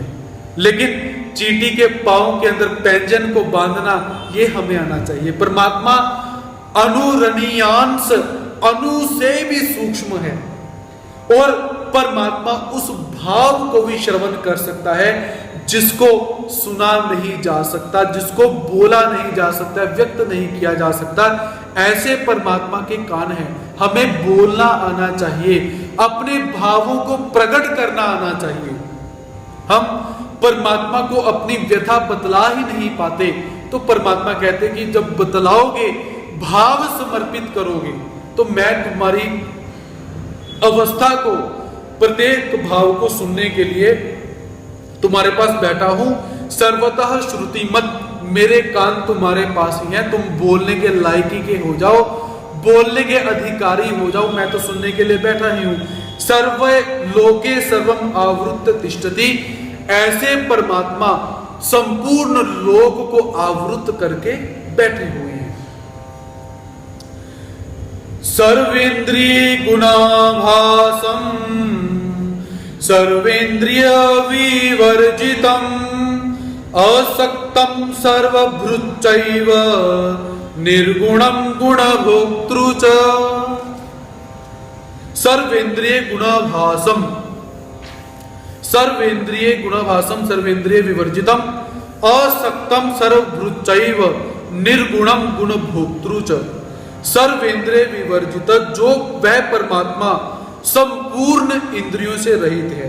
सर्वेंद्रिय गुणाभासम, संपूर्ण इंद्रियों के विषयों को प्रकाशित करने वाला है, अर्थात इंद्रियों से रहित होकर इंद्रियों के गुणों को प्रकाशित करने वाला है।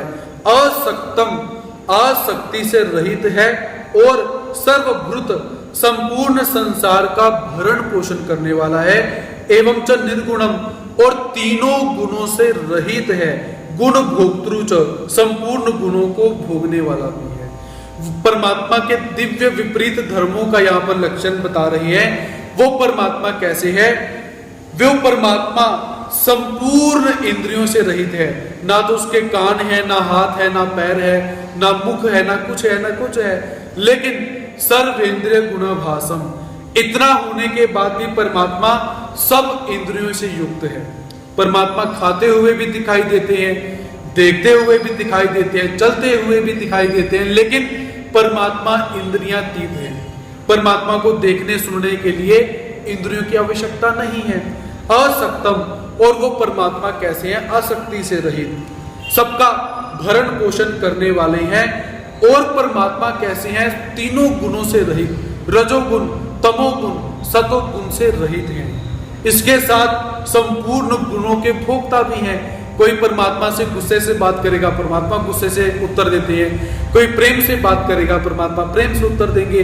कोई रजोगुण से युक्त होकर परमात्मा से बात करेगा तो परमात्मा रजोगुण से युक्त होकर उत्तर देते हैं। तो ऐसे विपरीत धर्म परमात्मा में यहां पर दिखलाई देते हैं, परमात्मा में दिखाई देते हैं। क्योंकि परमात्मा दूसरे श्लोक में कहते हैं क्षेत्रज्ञम, इस शरीर के अंदर क्षेत्रज्ञ मुझे भी जान, ऐसा परमात्मा निवेदन करते हैं। इसलिए क्षेत्रज्ञ के स्थान पर आत्मा को भी जाना जा सकता है, परमात्मा को भी जाना जा सकता है। जो जीवात्मा को अच्छी तरह से जानता है, शरीर को अच्छी तरह से जानता है, परमात्मा को अच्छी तरह से जानता है, वही क्षेत्रज्ञ को अच्छी तरह से जानता है। ऐसा भगवान श्री कृष्ण महाराज यहां पर निवेदन करते हैं। आज का समय हमारा यहीं पर समाप्त होता है। कल पुनः क्षेत्र और क्षेत्रज्ञ रूपी विशेष ज्ञान को लेकर आप सबके समक्ष उपस्थित होने का प्रयास रहेगा। तब तक के लिए सभी भक्तों के प्रति प्रणति सादर करता हूं, स्वीकार करेंगे। जय श्री कृष्ण, दंडवत प्रणाम।